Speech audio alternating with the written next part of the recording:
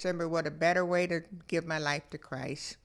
And you know it's something you're going to do, but as a teenager, you're not quite ready to make that step. But in 1975, I made that step, and I haven't regretted it since. Wow, 1975. Yes. How many years ago was that? I was young. I was young. So Deborah, connect some dots for us. Okay, so you got saved at a young age, and then what happened after that? What inspired you to go into business, I think, or did you go to work for somebody? Did you go immediately into ministry? Tell us a story. 1975 was my young years. I ended up getting married very, very, very young, and so I did the housewife thing. My husband had a good job. We bought our first house when we were like 19 in a very nice neighborhood. We had money, we had all of those things, but we didn't have the foundation, being so young, to create a good marriage. So that ultimately didn't work. But I have 4 beautiful children from that relationship, and I thank God that my husband had some mental challenges that he has now overcome. I thank God for that. He was a minister at the time, and he's back in the ministry some 40 something, almost 50 years later, and I thank God for that. And what about yourself? Now, I understand that you are also in ministry too, correct? Right now, I'm in ministry. I'm a minister at St. James AME Church. I'm an evangelist.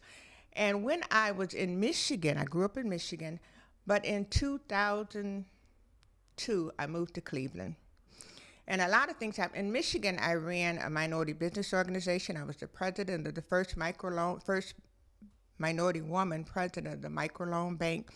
We could loan money to people, help them start businesses. At the time I left, I started probably maybe 200 businesses, and those that needed money, I could meet with the board and make sure that they had the funding that they needed. I went back for the 20-year anniversary, and some of those businesses are still in business, so it was exciting to find that out. I was a treasurer for a statewide organization with over 3,000 members. I did everything in the business world with the city council and all kinds of things. And so for God to tell me to move to Cleveland, Ohio in 2002 and become a Bible storyteller, okay, I ran like Jonah. I'm sure you did. I'm sure you did. Now, when you say a Bible storyteller, tell us what that means. I've always been a writer and a poet.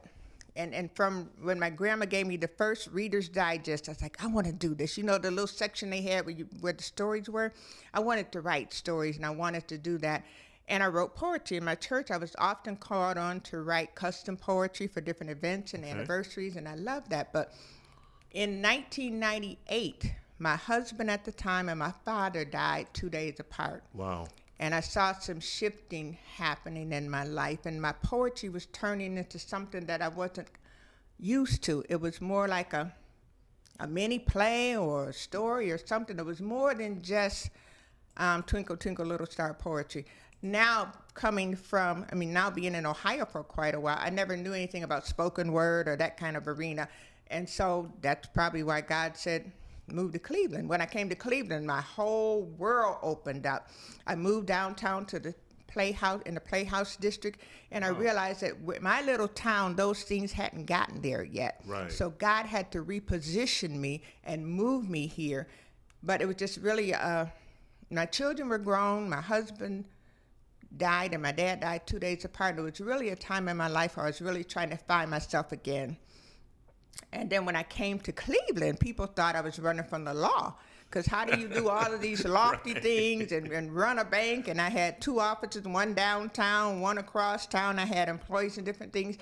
But I was going because God said to come here and be the parablist. And I said, well, what is a parablist?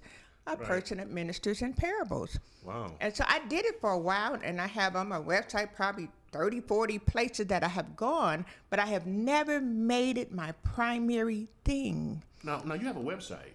I have a website. What is that website address? LadyParablistProductions.com. LadyParablistProductions.com. LadyParablist Productions.com. And a parablist is like a psalmist ministers in psalms, or parablist ministers in parables. So I have done it, but in May of this year, I found out I had stage 4 cancer. And I knew I would miss my family, my husband, my children, my mom, my family. But the thing that really bugged me in the middle of the night is that you haven't told your stories. You have cabinets and books of stories that you've never even shared with people. I went and I found some that I had even forgotten about. And they're like 1997, 1995, wow. 2002, 2014. And I'm a strong believer that God has given each of us a purpose. Now, if I come here and stay on this earth for 60-something years and not do what I came here, that's not a good thing to do. Yeah. And then I'm also a coach, and I help people find their purpose. So it wouldn't be a good thing for me to not walk out in mine. Right. There was a prophet that came to my house when my daughter graduated from U of M. And she said, Debbie, your purpose is helping people find their purpose. And I got so excited for the other people. But for 2 years, I was like, okay, but what is mine?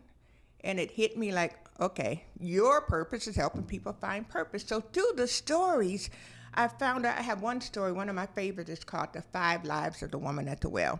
And I bring her into 2019 or whatever year I'm doing that. And we just automatically look at her as she was a bad woman and she was loose and she was that. But go inside of her life and realize what it must have felt like to live with those different men. One of them could have been an abuser. One of them could have been on drugs. One of them committed suicide. So I bring you into her life into 2019.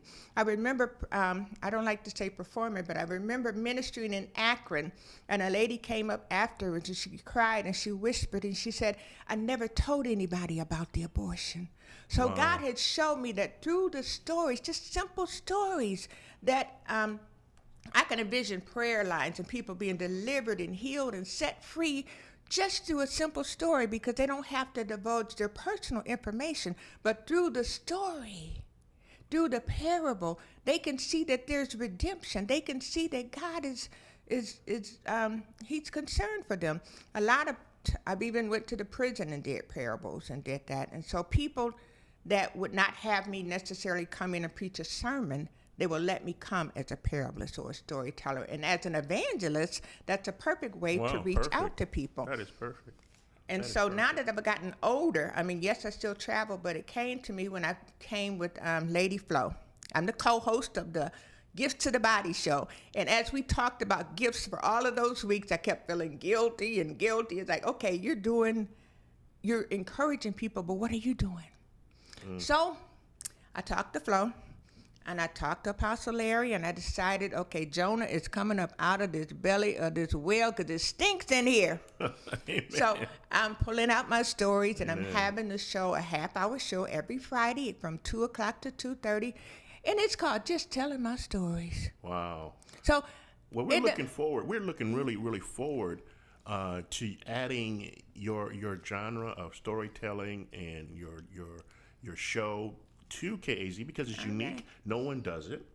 Everyone has their different type of show, which I love, the variety and the different hosts that we have, like you mentioned, Lady Flo and Rosalind and Gail and all the others that come on and just bring such depth to KAZ. Now, our audience wants to know, and I want to know, are you going to be reading us stories, or are you going to be coming from your heart? I mean, tell us more about... Well, I have a prop box. Okay. Oh, and I have some friends, and one of them is called Cousin Paint.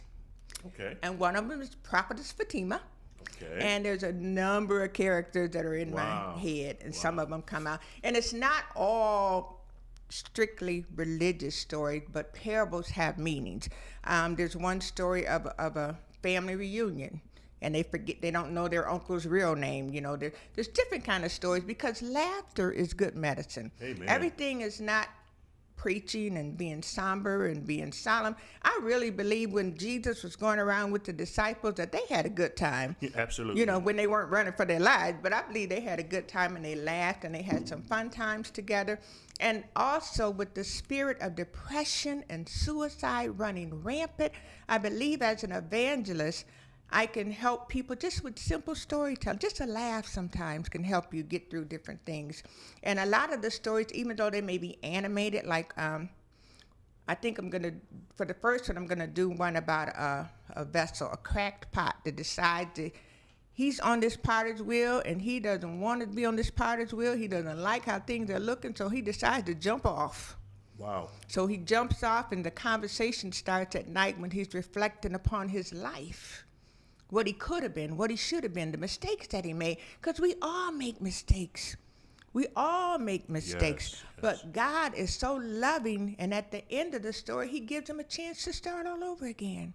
So in life, we make mistakes. When you ask me about what happened after the 70s, well, I skipped right past to a whole lot of things because some of that wasn't necessarily good, you know. But when we realize that people can go through things and still come out okay.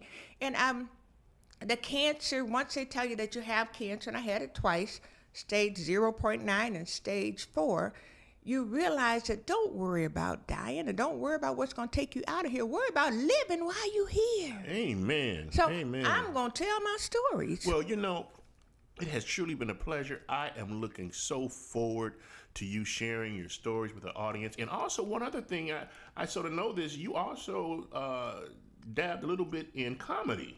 Yes. Too. Well, no, that's not me. That's Cousin Pam. Oh, that's Cousin Pam. I wouldn't dare do that. Oh, you wouldn't do that. But Cousin Pam would do that. Well, her Cousin Pam does comedy, and hopefully we'll hear a little bit more about Cousin Pam in the No, in the she's future. Cousin Paint because she colors the Oh, truth Paint. sometimes. Oh, she colors the truth. I love it. I She love it. colors the truth I love sometimes. it. I love it. Well, we look forward to having your new show here on KAZ, a radio television network. I know our folks are looking forward to it. And any last words? It's on Friday, every Friday at 2:00 from 2 to 2:30. And the beautiful thing about KAZ is you don't have to listen to it at work. You can listen to it when you get off work. So you won't get in trouble with Cousin Paint.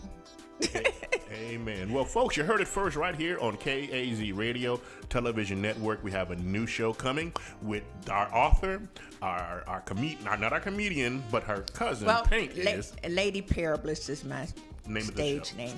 Lady Parabliss. And I'm going to try to learn how to say Parabliss more better in the future. So, hey, stay tuned for every Friday at 2:00 right here on your favorite internet network, KAZ Radio.